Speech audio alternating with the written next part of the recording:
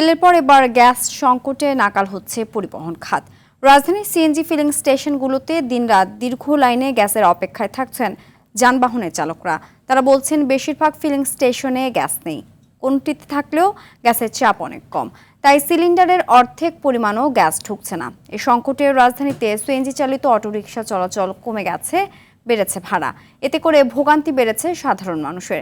CNG স্টেশনে দায়িত্বরত সুপারভাইজাররা বলছেন গ্যাস না থাকায় গাড়ির চাপ সামাল দিতে বিড়ম্বনা পোহাতে হচ্ছে।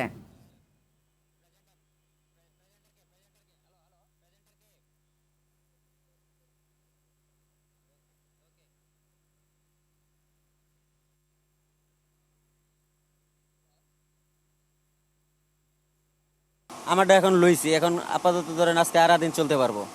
ওইরকম মানে যেটি আগে ভাগে লয়ে রাখে সেটি ভাড়া মারতে পারে না, যেটি জরুরি প্রয়োজন নাই গ্যাস ও বসেই থাকে গাড়ি, ও চলতে পারে না। আগে তো গ্যাস পাইতাম, মনে করেন ফুল গ্যাস পাইতাম, এখন গ্যাসও পাই না।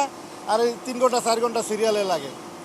তারপর তো মনে করেন মালিকরা জমা লইয়া কমনে না, খুবই মানে দুর্ভোগে আছি আর কি। রাজধানীর গ্যাস সংকটের চিত্র জানাতে সরাসরি যুক্ত হচ্ছেন সহকর্মী বিপুল দেব রায়। বিপুল, আপনি তো সকাল থেকে গ্যাস সংকটের বিষয়টি পর্যবেক্ষণ করছেন। ফিলিং স্টেশনগুলোতে ভোগান্তি কেমন দেখছেন জানাবেন।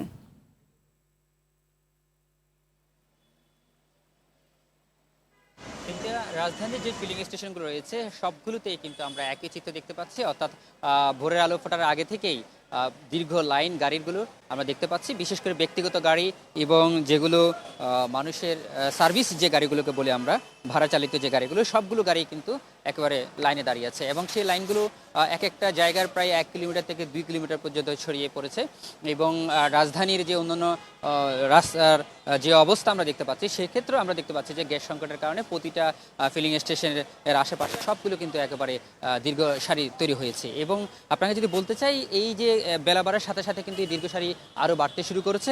এর কারণ হচ্ছে আমরা সকালবেলা বিভিন্ন সিএনজি যে ফিলিং স্টেশনগুলোতে দেখেছি, সেই ফিলিং স্টেশনগুলোর গ্যাসের চাপ ছিল 120, এখন সেটা নেমে এসেছে 80-তে। অর্থাৎ একেবারে গ্যাস বলা যায় যে একেবারে ঢুকছে না। অর্থাৎ যে গাড়িগুলো ঘন্টার পর ঘন্টা অপেক্ষা করার পর, প্রায় 4 থেকে 5 ঘন্টা অপেক্ষা করার পর লাইনে দাঁড়িয়ে যে গ্যাসটা পাওয়ার কথা, সেই গ্যাসটাও কিন্তু তারা পাচ্ছে না।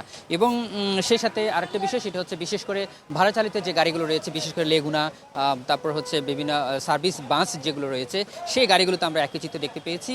তারা গ্যাস নিতে না পারার কারণে তারা যাত্রী পরিবহন করতে পারছে না। বিশেষ করে সিএনজি চালিত অটোরিকশা যেগুলো রয়েছে, সেই অটোরিকশা চিত্র কিন্তু আমরা একই দেখতে পাচ্ছি। এবং ইতিমধ্যে রাজধানীর বিভিন্ন সড়কে অটোরিকশা চলাচল কমে গেছে এবং সেক্ষেত্রে যাত্রীদের যে ভোগান্তির সেটি কিন্তু চিত্র ফুটে উঠছে। অর্থাৎ যাত্রীরা বলছেন যে তারা যে মূল্যে গ্যাসটা পাওয়ার কথা, যতটুকু পাওয়ার কথা সেটুকু পাচ্ছে না।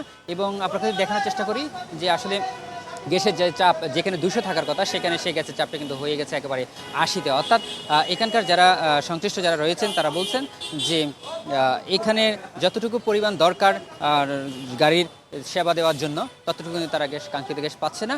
এবং সেক্ষেত্রে তারা বলছেন যে যাত্রীদের যেরকম ভোগান্তি হচ্ছে, চালকদের যেরকম ভোগান্তি হচ্ছে, সেক্ষেত্রে বিড়ম্বনায় পড়তে হচ্ছে এখানে স্টেশন যারা মালিক রয়েছেন বা সংশ্লিষ্ট যারা রয়েছেন, তাদেরকেও ভোগান্তিতে পড়তে হচ্ছে। তারা বলছেন এটি যদি নিরসন না হয় এবং এটি যদি আরও চলতে থাকে, তাহলে এটি আরও দীর্ঘায়িত হবে। কারণ গতকাল 2 দিন থেকে যে দীর্ঘ সারি বাড়ছে, সেটি কিন্তু এখনও বাড়তে শুরু করলো।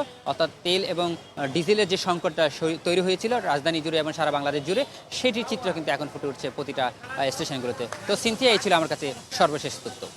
ধন্যবাদ।